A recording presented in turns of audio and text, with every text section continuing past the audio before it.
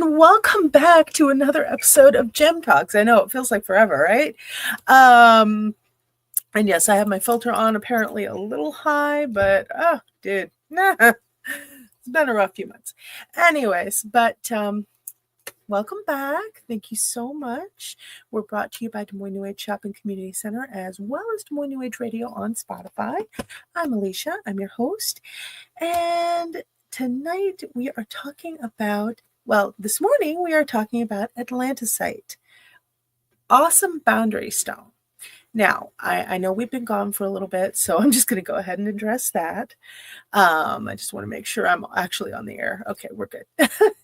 But anyways, so as you guys all know, we had to move locations, stuff like that. I will chat more about that in a weekly update.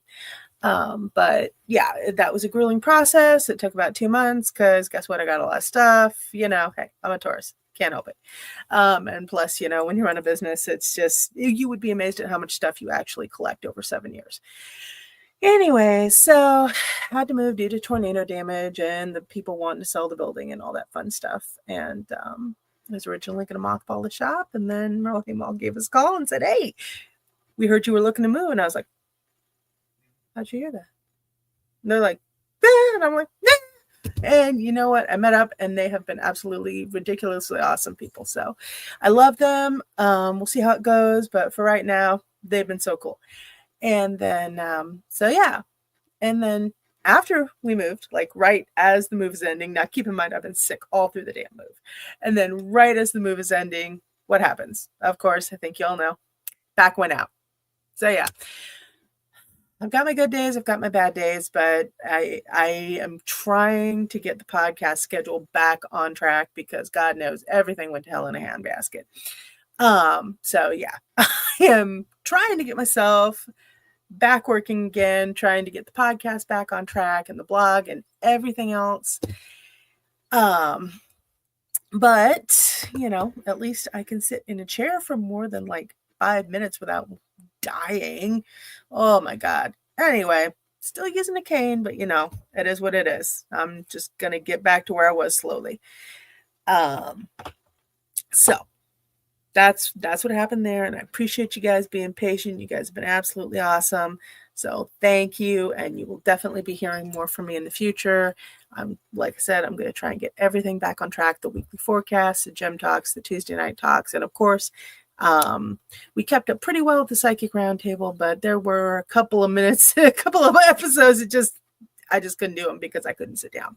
I literally either had to be in a recliner or laying down with ice on my back. So ice, lots of pain pills, yeah, that kind of fun stuff. That TENS unit I ordered for Nicole that she didn't like when she hurt her shoulder actually came in real handy for my back. So, and multiple visits to my chiropractor. Yeah. He's like, "I don't know what you did, but okay. Yeah, no, don't do that ever again." I'm like, "Okay, yes, doc, got it. All right, gotta go back home now." He's like, "Yeah, see me in a couple days." He never says that. So, anywho, I'm back, at least for now, and we're gonna get this all rolling again. So, on to our subject, the lovely, beautiful Atlantisite. Now, what Atlantisite is, it's a mixture of serpentine, the green stuff, and stitchtite, the purpley pinky stuff. You can't see it very well, but it's in there. And this mainly comes out of Tasmania, Australia. So, at least I think it's Tasmania, Australia. I'm pretty sure. Tasmania. There. Tasmania. That's where it comes from. Anyways. I need more coffee. Anyways, so Atlantisite, all the other facts aside, what I can tell you about this stone with absolute certainty is what I experienced myself. And that is the fact that it's an awesome boundary stone. This is an absolutely essential stone for healers, empaths, counselors, people in the mental health profession, any people in social work, anyone who cares a lot and doesn't have good boundaries and kind of has a habit of taking home strays and kind of letting them run over their life, taking on people's problems a little bit too much and making it their own, that kind of thing. Atlantisite, that's the stone for you. Now, it is also supposed to be a powerful stone for spiritual evolution. It's for past life recall in some cases. It's supposed to carry the knowledge from ancient civilizations. Atlantisite, go figure. But, it can help with stress relief, dispelling negative energy, as well as enabling personal conflict resolution. Har, har, hardy, har, har. But, and it's also heavily connected to Virgo, the sign of Virgo, which, let's be honest, all Virgos need to work on their boundaries anyway. So, hey, it's the perfect stone for that. But what I can tell you absolutely certainly is that Atlantisite is a stone that helps you gain some emotional detachment, emotional distance from others' problems. And when you have those cases, those kids, those teens, where you just want to reach out to them and you want to help them and protect them, and you end up taking on their problems as if they were your own. Boy, Mercury's still in retrograde. Yikes. This is a stone to help you get some detachment. You won't stop caring. You can never stop doing that, but it will give you the space and the perspective to say, as my friend Antoinette likes to say, I can't love you more than you love you. So if you're not willing to put in the work, I can't put in the work for you. Okay. And for me, it's always been, oh no, I can definitely love you more than you love you, way more than you love you. But that's not good, especially when people are trying to work through their own spiritual stuff, when they're on their own path, their own destiny, learning their own lessons. We have no right to interfere. This stone helps you stay there, be present, but say, no, I'm here to learn my lessons and you're here to learn yours. I will help you as much as I am able without hurting myself. And that's how it's going to be. And it will help you lay down that boundary like a steel reinforced fence and allow you to say, look, if your lessons take you in a path that leads you to some not safe places, then that's where you have to go, because I have done absolutely everything in my power to help you. And you've refused, you've fought me, and you've done it anyway. So I'm going to have to let you do what you're going to do. I'm going to have to release you back into the wild, And that sounds uncaring at first, but when you really think about it, nobody is allowed to hurt you while you're trying to help them. And that's what this is a big message for. And I do have an article drawn up on this stone, and I will put it up on the blog. But I was really drawn toward this stone. And for me, it's not natural. I would not be big on this coloration or anything like that. But all I knew is I had to have a piece of it. And I thought, okay, well, it's Atlantisite. So, well, obviously the name Atlantis, because I got a thing with Atlantis. I don't know what it is. The idea of it, the myth of it, something about it. There's always been a connection for me there. So I went out and I grabbed myself a piece of it. And on the way home, I felt a little odd.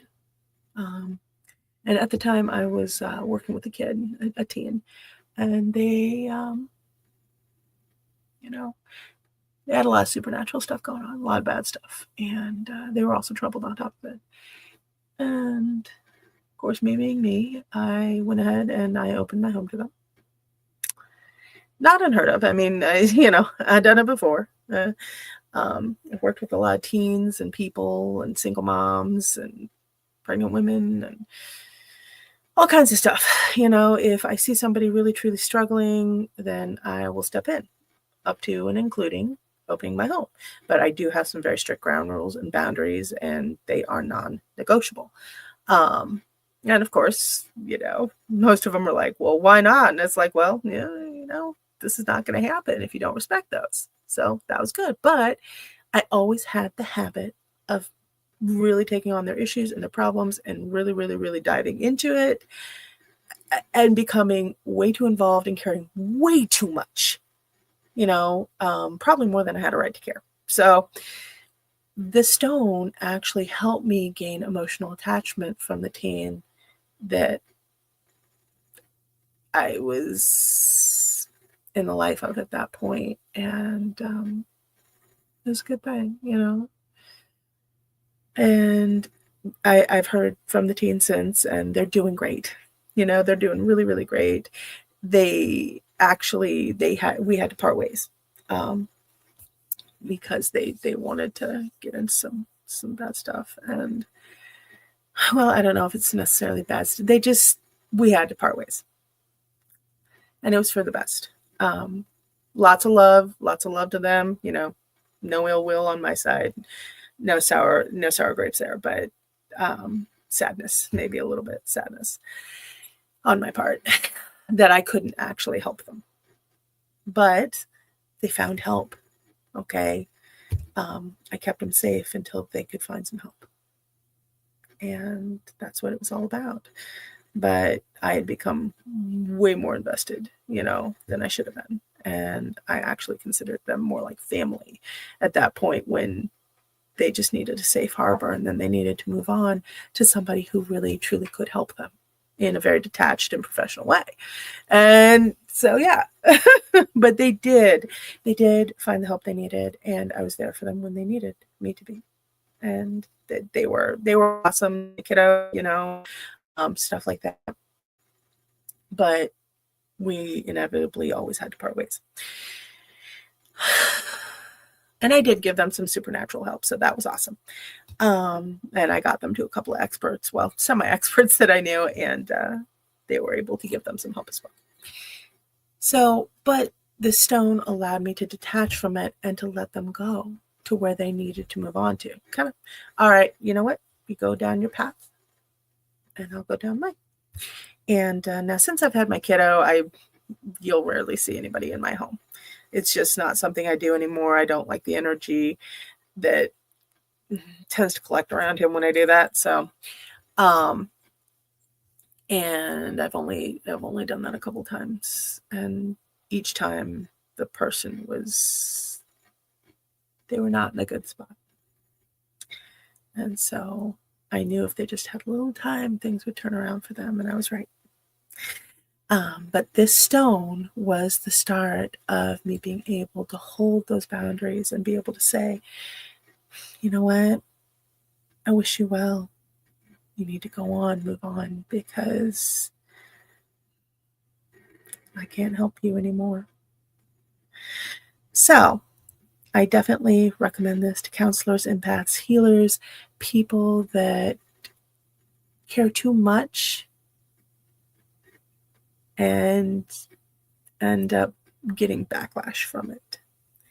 Now, on the other side of that, this stone also has magnetite and chromite in it. And now I'm going to have to look this up because I had to write it down. There was no way my brain was going to remember this. Okay, so found in Tasmania. It was discovered in 1910 on Stitchtide Hill in the Dundas Mineral Field in Tasmania, Australia.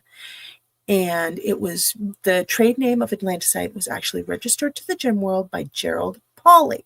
Now, sometimes it's still referred to mostly by mineralogists as just simply stitchtite and serpentine. So that's just kind of your basic info. And then an interesting story on why it was called Atlantisite. One story is that it actually resembled maps of Atlantis. Another story is that it actually comes from the Greek word for island of Atlas. So, I don't know. Look it up, find out for yourself. I can only tell you what it did for me and recommend it highly. Go out, get some. Anyway, like, follow, subscribe, comment, ask me any questions you want. You can also message me on DesMoinesNewAge.com if you have any questions about this. Also, if there's a crystal you want to know about, let me know. All right, guys. Mwah. Till next time. Stay awesome and be awesome to each other. Happy holidays, season's greetings, Merry Christmas, Happy Yule, all of it. And I will see you tonight on the Psychic Roundtable. And we're going to kind of do a little bit of an open lines on that, just for some fun. We're kind of going to have some psychics on doing readings for each other and for you guys and everything like that. Mwah. Loves to you all. And I'm going to go to the awesome outro that my hubby made, Dennis of Theater Genesis Productions. Here we go. Outro.